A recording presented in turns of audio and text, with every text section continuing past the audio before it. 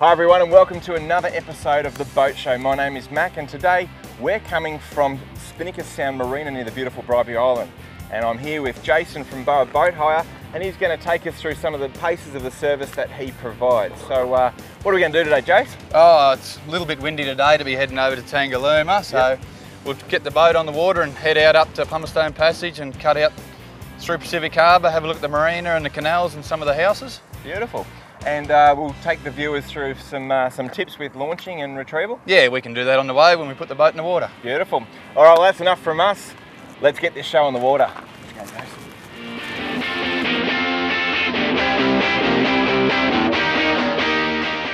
Boa Boat Hire allows you the freedom to go fishing, sightseeing, cruising, diving and exploring the waters and passages of the Plumstone Passage, Moreton Bay and the islands without the need to own a boat. These are self-drive vessels and you will need a current boat licence to hire. The varieties of boats are available on either trailers for you to launch or can be ready to go in the water with all equipment provided.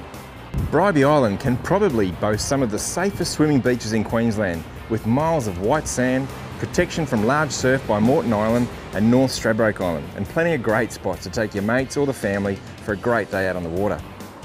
Bribie Island is protected by environmental, national and marine parks, so over 2/3 of the island will remain unchanged, ensuring the natural beauty will remain for generations to come. There's a breezy southerly channeling right through Bribie Passage today, so we head to the shelter of the marina to get out of the chop. Every boat has its basic safety features, and the basic safety features here, you've got your depth sounder, Hummingbird GPS. That's correct, and also every boat should have life jackets, EPIRB and fire extinguisher on board. Yep. So all our safety gear is stored inside the cab here. Yep. All underneath there, and the EPIRB, what does that stand for, Jace? The EPIRB, that stands for Emergency Positioning Indicator Radio Beacon. Oh yeah, indicator, righto. That's used for if your boat breaks down, you're out of radio service or no mobile service, you can turn that on and it'll pick up the satellites and it'll be able to track to where you are. Bit better than the old life jacket whistle back in the day, isn't it? It is, mate, it's great. Oh, that's fantastic. And so more specifically, this centre cab boat, Jace, what are some of the features that make it a great cruise? Well, this boat is a 6 metre walk around centre cab, so it's got all round access. Yep. It's licensed for 7 people. Yep. Great offshore fishing boat or family boat to get you over to Tangalooma. It's big high sides, safe for kids, they're not going to fall out. Yep. It's a great family boat. Got the bench seats. Yep. And they all come up and down? They all fold up out the way, or you can put them up at your leisure. Yep, no worries. And you got fishing rod holes as well? Correct. We've got rocket launchers across the top here. We can fit 8 rods there. Wow. And we've got fishing rod holders all the way around and on the bait board. Beautiful. And where did the name Boa come from? Boa Boat Hire? Yeah, well, the 2 directors, brothers of Boa Boat Hire, they were travelling around Australia and trying to think of what they were going to do. And by halfway around, they'd realised that there was nowhere decent to hire a boat, so when they got over to Broome, they were sitting there and said, well, let's start a boat hire company. And as they were doing it, there was a big boab tree right in front of them, so there you go. That's where the name come from. Simple as that. You see a boab tree, we'll call it Boa Boat Hire. Welcome down to John Crawford Marine's Boatyard today. Today we're going to be talking about some trailer advice and maintenance tips after a day out on the briny. It's most important after a day out that we wash the salt off our trailers. That's what causes the deterioration and the corrosion of our trailer accessories and parts if not removed properly. So plenty of fresh water, but remember there is a technique. Start at the top of the boat, work your way down removing the salt, and the trailer is one of the last things we wash down.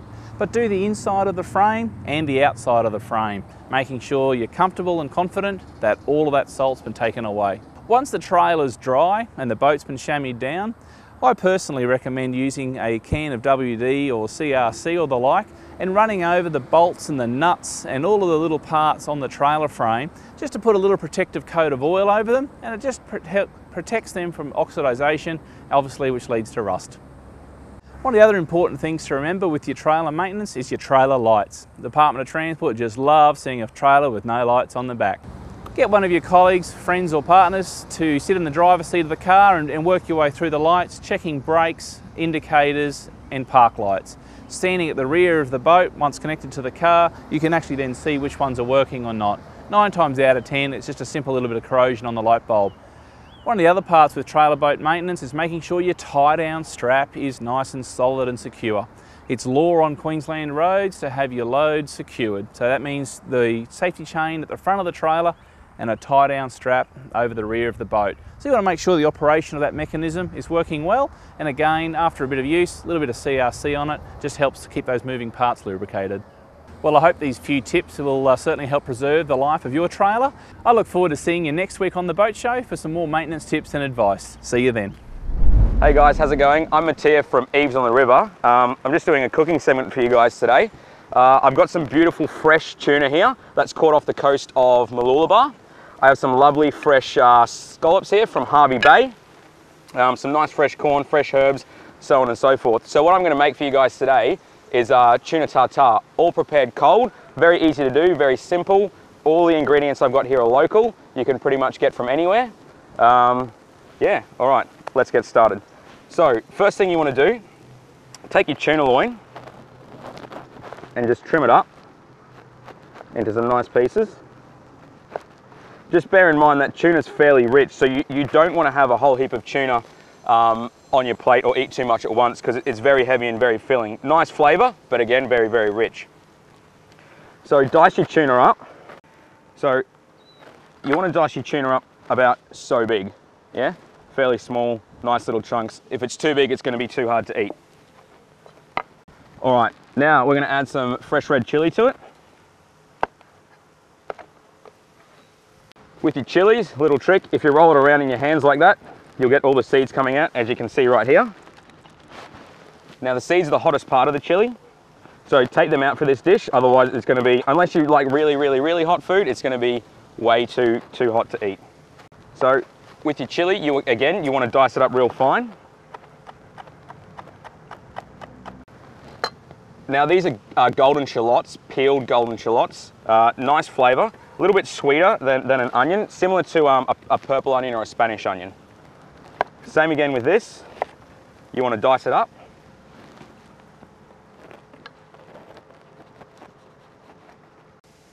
All right, now we're going to add a bit of lime to it. What the citrus is going to do is it's going to cook the fish a little bit and add a great flavour.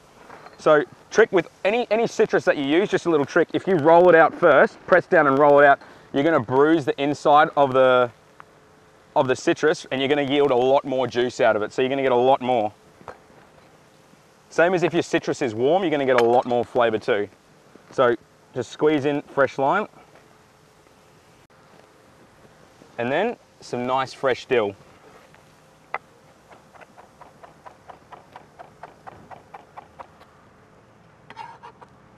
Just in like that. Dill's one of my favourite herbs, got a great flavour to it. Right, now in the bowl, so that's what you've got so far. Right. So to this, we're going to add about a tablespoon of olive oil just to give it a nice gloss and sheen. And then some sea salt for a little bit of flavour. Give it a mix. Now, I don't know if you can see that, but the tuna's just started to cook a little bit from the citric acid of the lime. These scallops, beautiful fresh scallops that we're going to garnish with on top here. On your scallops, you've got an abductor muscle here, which you want to take off. So it just peels off just like that, yeah? With the tuna tartare, I'm going to serve it with some fresh corn. So real easy, real fresh. You don't need tin corn, you don't need frozen corn. None of that stuff's that good anyway. Nothing beats the fresh stuff. Take the bottom off, just down the middle. So just trim your corn down.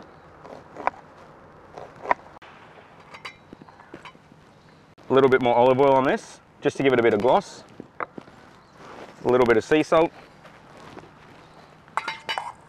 And just mix it around. Break it all up.